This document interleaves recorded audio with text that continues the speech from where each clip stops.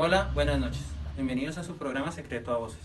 Mi nombre es Julián Fonseca y hoy es 14 de septiembre, un año y 5 días después del inicio de las protestas más influyentes y sonadas en la historia de nuestro país. Todo comenzó con un mal procedimiento policial, el cual dio con el asesinato de Javier Ordóñez en el barrio Villaluz de la ciudad de Bogotá. La golpiza, dada por algunos uniformados a esta persona, causó diferentes hemorragias internas, las cuales, debido a su severidad, los médicos no pudieron ayudar. Todo esto desencadenó en una de las protestas más violentas vistas en distintas ciudades de Colombia, que le costaron la vida a 13 personas aquí en Bogotá y 13 en Soacha. La fuerza desmedida de las Fuerzas Armadas fue captada por muchos videos, en donde se logra ver varios agentes de policía disparando contra la multitud de manifestantes, demostrando así la desproporcionada respuesta policial. Por su parte, la respuesta del gobierno nacional ha sido realmente desconcertante. Varios funcionarios se dedicaron más a lanzar hipótesis con pocas pruebas acerca de las manifestaciones como infiltraciones por parte de grupos subversivos como lo es el ELN y las disidencias de las FARC. Ellos han hecho más esfuerzo para identificar a los vándalos y prohibir las capuchas que para encontrar a los culpables de las desproporcionadas reacciones de los policías. De acuerdo a ello, hemos decidido visitar el lugar de los hechos y consultar a uno de los actores directos de este enfrentamiento. El día de hoy tenemos el placer de escuchar a una de las líderes de la minga indígena, la señora Laura, quien ha dispuesto un pequeño espacio para atendernos. Señora Laura, muchas gracias por atendernos. Hola Julián, gracias a usted por venir y escuchar nuestra posición por este medio que nos permite dar voz y visibilidad a lo que está pasando en el marco del paro nacional y en el marco de la minga del suroccidente, especialmente en el Valle del Cauca, el Cauca, movimiento de autoridades indígenas, el pueblo Misak, NASA y las demás comunidades indígenas. Es un placer. En primera medida, me gustaría preguntarle lo siguiente. Para la Organización de las Naciones Unidas para la Educación, la Ciencia y la Cultura, afirma que la diversidad cultural es una característica esencial de la humanidad. Consciente de que la diversidad cultural constituye un patrimonio común de la humanidad, que debe valorarse y preservarse en provecho de todo lo consciente. ¿Usted qué opina de esta afirmación? Así es, considero acertado que una organización tan importante como las Naciones Unidas tenga en cuenta que la diversidad cultural crea un mundo rico y variado. Por ello, nosotros como movimiento indígena la consideramos como uno de los principales motores del desarrollo sostenible de las diferentes comunidades de Colombia y el mundo. Claramente amparado en el marco de la democracia, de la tolerancia, la justicia social y el respeto mutuo para así asegurar la paz y la seguridad en el paro nacional. Esto es un claro reconocimiento por parte de este ente. Pero el Estado, a través de la Constitución del 91, a los pueblos indígenas en el artículo 7, dice que el Estado reconoce y protege la diversidad étnica y cultural. Asimismo, en el artículo 8 dice que es obligación del Estado proteger las riquezas culturales. No obstante, lo que ha dejado revelado en las manifestaciones a lo largo de todo el país es que persisten imaginarios coloniales que se asignan a las comunidades indígenas, como el de bárbaro o salvaje. Y por estos días, uno nuevo, que es el de vándalos. Esto sin duda lo que hace evidenciar es el racismo estructural, el irrespeto por las culturas y la idea de que los territorios de los pueblos son objetos de explotación. Así es, Julián, consideramos un desacierto esta estigmatización hacia los movimientos indígenas, porque este tipo de declaraciones generan odio y repudio a una población que cada vez se ve en más riesgo su seguridad y la de su familia. Un informe de Indepaz asegura que desde el año 2016 fueron asesinados 269 líderes indígenas, de los cuales 242 fueron después de la firma del acuerdo de paz y 167 durante la presidencia de Iván Duque. Uno de los ítems asociados en el acuerdo de paz que influyen directamente a las comunidades indígenas y el gobierno ha incumplido es la responsabilidad del territorio con campesinos, étnicos y para la sociedad colombiana. Actualmente, 10 millones de colombianos que se les está negando el derecho a la alimentación, los cuales son necesarios para recibir los nutrientes y calorías de la existencia. De allí que hayan surgido procesos organizativos juveniles como las denominadas primera línea, que son un proceso organizativo nuevo que ha marcado la recuperación de la dignidad para la libertad de los colombianos. Claramente, Laura. Me gustaría que nos hablara un poquito de por qué ha sido importante, a través de los procesos comunitarios, defender los territorios y sus saberes ancestrales. Me gustaría enfatizar algo, Julián. La lucha indígena tiene que ser la lucha de todos.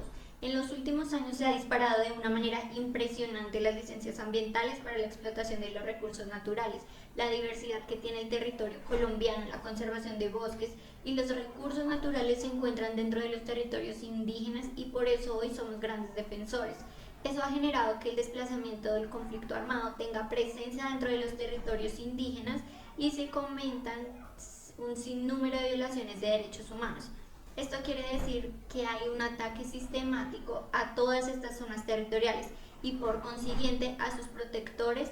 Por ello, nos hemos organizado para poder llevar la lucha de los territorios a los organismos correspondientes y así se pueda consolidar el cuidado de estos territorios. Entiendo su punto, pero ¿por qué pareciera que esta conciencia solamente viene de parte de algunos actores, básicamente los pueblos indígenas? La nueva generación de la humanidad debe desechar cosas que esa formación pedagógica de origen europeo, como lo es la individualidad del ser humano, e incentivar la colectividad humanística. Nosotros como sociedad indígena somos de carácter colectivo, tanto en los derechos económicos, sociales, culturales, civiles y políticos. La primera línea es un despertar de la gran generación de obreros, en un despertar de las mujeres y hombres que se encuentran endeudados en créditos estudiantiles. Así que ellos son la evidencia de que se está empezando a trabajar en una conciencia colectiva. ¿Usted conoce lo que es el precariato? Sí lo vivimos. Los pueblos indígenas tienden a buscar formas en que sus economías sean más sostenibles por sí mismas, pero lamentablemente se requieren productos o servicios que requieren más que su autosostenibilidad económica. Por lo tanto, empiezan a participar en actividades económicas en el mundo moderno y debido a sus pocos conocimientos y habilidades asociadas a las ciencias modernas, terminan optando por cargos poco calificados y de bajo pago. Por otro lado, es común que aquellos que logran acceder a la educación superior, pero al ver sus rasgos, color u orígenes, son estigmatizados y son descalificados, a los cuales no son aptos. Sabemos que es un problema actual de la sociedad colombiana, sin embargo somos más constantes y vulnerables a la estigmatización social. Es claro esto, pero la participación de los movimientos indígenas son parte para las reivindicaciones de los pueblos indígenas o también en apoyo y en defensa de los derechos humanos de algunas personas que no hacen parte de los pueblos indígenas. La gestión cultural la tiene la sociedad privilegiada, pero a nosotros los técnicos se nos niega la opción cultural. Existe una objeción cultural degradante de parte de los privilegiados hacia nosotros como pueblos indígenas que definimos la economía del país desde la política energética mundial, porque colocamos el subsuelo en Puerto Gaitán, donde están los nómadas de Sicuani. Ellos le aportan, de cada 100 barriles de petróleo aportan 23 nómadas, pero viven en la mayor degradación social cultural. La política energética en Colombia es en base al carbono, que es guayú, es viento guayú, es todo el sistema de hidrocarburos de la Orinoquía colombiana y el Putumayo. Todo este tema energético es el que golpea a los pueblos indígenas y está unido al sistema tributario. Y si nos vamos al Pacífico, es toda la explotación de oro donde el paramilitarismo y el narcotráfico, junto con el gobierno colombiano, se quedan quietos, pero hay un despojo territorial para la ocupación de los puertos del Pacífico y la construcción de carreteras.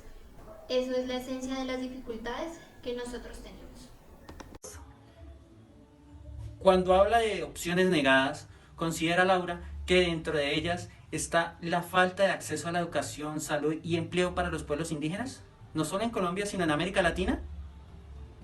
Así es, Julián. Nuestra comunidad ha llevado una vida poco agradable, con rechazos y falta de oportunidades en educación, salud, empleo y no menos importante, pero sobre todo con un problema común que a la mayoría no se le reconoce y es la tierra que les pertenece. Incluso pelear por su territorio y oponerse a que las grandes empresas los exploten les cuesta la vida, porque para nosotros la tierra es fundamental. No vamos a cambiar nuestro territorio como lo hacen los ciudadanos del común que cambian de casa o de apartamento. El territorio para nosotros representa nuestras tradiciones y orígenes y hace parte de la forma como entendemos y vemos el mundo, porque nuestros saberes los transmitimos de generación en generación y siempre decimos, hay que recuperar la tierra para recuperarlo todo. Entonces, Laura, En América Latina el panorama es diverso, según lo menciona. Es decir, no es una situación solamente en Colombia, sino que en varios países que tienen aún población indígena viven de la misma manera. Julián, no es un secreto que como población estamos pasando situaciones de necesidad y de falta de acceso a oportunidades en todo el continente, pero no ocurre en todos los países porque en algunos se están cumpliendo las reglas y se respetan los derechos sobre la tierra. Por ejemplo, en Bolivia, con la llegada de Evo Morales, en solo 5 años se titularon 13 millones de hectáreas a nombre de pueblos indígenas, después de años y años de demandar y luchar por esto. Otro caso es Colombia. Aquí el 85% de los indígenas viven en resguardos y la Constitución del 91 reconoció que los indígenas podían mandar sobre ellos. Pero en otros lugares de la región los gobiernos están endeudados. En Honduras solo el 10% de los indígenas tienen el título sobre sus tierras. En Brasil menos de la mitad de las tierras en donde viven están a su nombre y eso los convierte en un blanco seguro de desalojo. Ni que hablar de Perú y México, que aparte son los países con mayor población indígena en América Latina. Los gobiernos se han hecho los de la vista gorda para respetarles la tierra, a pesar de que para algunos gobiernos las escrituras de tierra se convierten en el papel de reciclaje. Resulta que por el hecho de protestar frente a eso, a los indígenas los están matando. Según lo que menciona, los gobiernos tienen gran parte de responsabilidad en esta falta de reconocimiento de tierras. Pero, ¿es el gobierno el único actor que no le ha cumplido al pueblo indígena? No, Julián, el gobierno no es el único responsable, las empresas también pasan por encima de nosotros. Por un lado, cuando quieren explotar nuestras tierras, se les olvida preguntarnos si estamos de acuerdo o no, y por otro, cuando la explotan, no nos responden por los daños, ni compensan esos impactos. Primero, en numerosos países de América Latina es obligatorio que se pregunte si aceptamos o no que exploten nuestras tierras. Por ejemplo, en Perú, el gobierno sacó un decreto en el que permitía a las empresas explotar petróleo y gas a cantidades exorbitantes en el territorio de los indígenas y en la Amazonía. Y a nadie se le ocurrió preguntarles. Y cuando salieron a protestar murieron 10 de ellos en enfrentamientos con la policía. Segundo, las empresas deben indemnizar a los pueblos indígenas y a resarcir el daño causado en el medio ambiente. Y no se trata de que les entreguen, como hizo una petrolera en Ecuador, 50 kilogramos de arroz, 50 de azúcar, una bolsa de sal, 2 balones de fútbol, 15 platos, 15 tazas y un armario con $200 en medicinas. Aparte, estaba orgullosísima de la ayuda humanitaria que les habían dado con esas cosas. Según lo que menciona, los gobiernos tienen gran parte de responsabilidad en esta falta de reconocimiento de tierras. Pero, ¿es el gobierno el único actor que no le ha cumplido al pueblo indígena? Por supuesto, Julián, los gobiernos y las empresas han incumplido con sus propias políticas a tal punto de dejar a la mayoría de nosotros sin dónde vivir, dónde alimentarnos, dónde formar nuestra cultura y dónde ser lo que queremos ser. Y bueno, si los tuviera al frente, les diría que si no se sientan a hablar con nosotros, a seguir el proceso como es, respetando nuestras tradiciones, y siguen pensando que nosotros nos oponemos al desarrollo, va a ser muy difícil que esos proyectos que tienen en mente nos favorezcan a todos. Bueno, Laura, solo puedo agradecerle por aceptar este espacio en Secreto a Voces. Sabemos que estamos en un momento de tensión y lucha en todo sentido, y no solamente en Colombia. La esperamos pronto nuevamente, esperando que haya mejorado para este momento la situación de la población indígena, y de aquí tiene el apoyo de muchas personas ahora que ven este programa. Muchas gracias.